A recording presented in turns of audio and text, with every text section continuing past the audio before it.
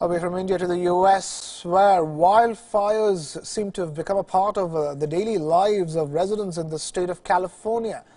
A fire broke out in the mountains above the Warner Brothers studio lot in Burbank. The bushfire has now prompted a massive evacuation in the affected areas, where multiple helicopters could be seen dropping flame retardants on the bushfires.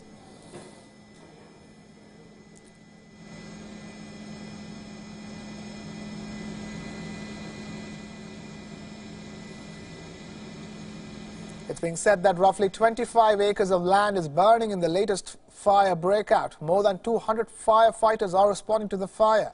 Meanwhile, a northern California town, Paradise, paused for exactly 85 seconds, 1 second for each person killed in wildfires exactly a year ago.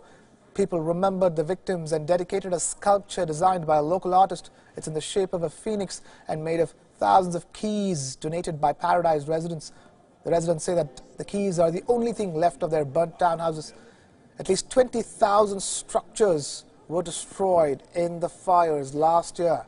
California faced one of its worst wildfires this year.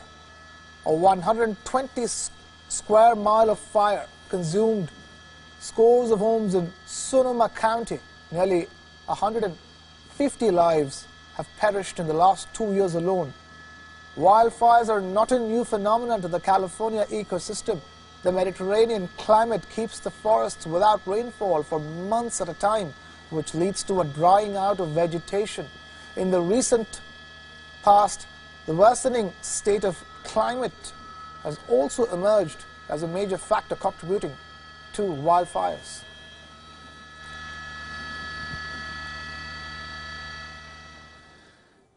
Now, at the same time, the death toll in the unprecedented Australian fires has risen to 3. Over 100 homes have been destroyed in the fires raging across eastern parts of Australia.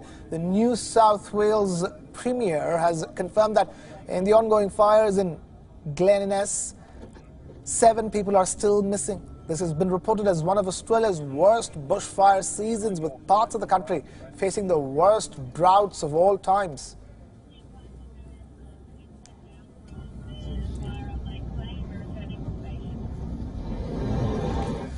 The New South Wales fire authorities have issued a record number of emergency warnings, with 17 fires declared to be at an emergency level as high winds and dry conditions saw fires spread rapidly.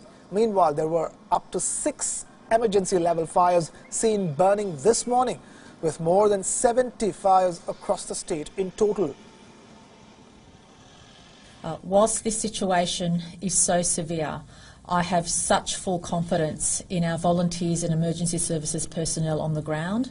There are now over 1,300 people on the ground to protect communities against these fires. The vast majority of those are volunteers, and I want to thank each and every person who's literally putting their own life on the line to protect the life and property of others. This is the set of most intense fires ever witnessed in the northeast, where flames have been fanned by strong winds. Meanwhile, hundreds of people evacuated their homes from the Queensland border south to Forster and north of Sydney. Images posted to social media show ominous bright orange skies and thick smoke wafting across roads and towns throughout the region. Some videos also show the bushfires coming near a backyard. Australians have, however, warned that the worst is yet to come. Australia's Prime Minister Scott Morrison visited residents affected by the bushfires at an evacuation centre, where he attempted to comfort those who had to face forced evacuation.